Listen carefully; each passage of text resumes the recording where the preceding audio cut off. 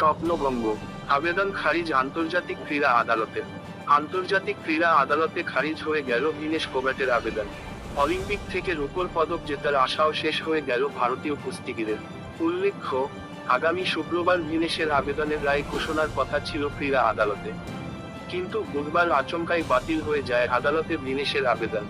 বুধবার ক্রীড়া আদালতের তরফে জানানো হয়, রূপোর পদক চেয়ে ভারতীয় কুস্তিগির ভিনেশ ফোগাটের আবেদন বাতিল করা হলো। অলিম্পিক কুস্তিতে পদক দেওয়ার যে নিয়ম আগে কার্যকর ছিল, সেই নিয়মই বহাল থাকবে। ভিনেশ এবং ইন্ডিয়ান অলিম্পিক অ্যাসোসিয়েশনকে মেনে নিতে হবে সেই নিয়ম।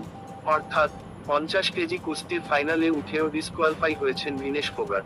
অলিম্পিকের এই বিভাগের সকল প্রতিযোগীর মধ্যে তিনি থাকবেন সবার শেষে।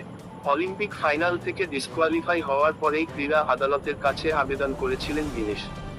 সেখানে তার আর্জি ছিল, যেহেতু নিয়ম মেনে তিনি ফাইনালে উঠেছেন তাই অন্তত রূপোর পদক দেওয়া হোক। কিন্তু বারবার শুনানি হওয়ার পরেও একাধিকবার রায়দান পিছিয়ে যায়। শেষ পর্যন্ত বুধবার ভিনেশের আবেদনটাই খারিজ করে দেয় ক্রীড়া আদালত। এমন সিদ্ধান্তে স্তম্ভিত আইওএ। রায় জানার পরে প্রেসিডেন্ট পিটি উষা জানান, ক্রীড়াবিদদের অবস্থার কথা ভেবে দেখেনি আদালত।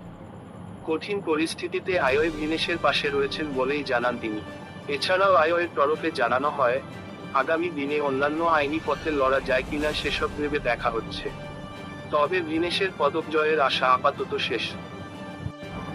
আমাদের দেওয়া তথ্যগুলি আপনাদের ভালো লাগলে অবশ্যই লাইক, কমেন্ট, শেয়ার এবং সাবস্ক্রাইব করে বেল আইকনটিকে অল করুন, যাতে আমাদের ভিডিওর নোটিফিকেশন সবার আগে আপনার কাছে যায়। আপনাদের এই সহায়তাই পারে আমাদেরকে আরো ভালো কাজ করতে।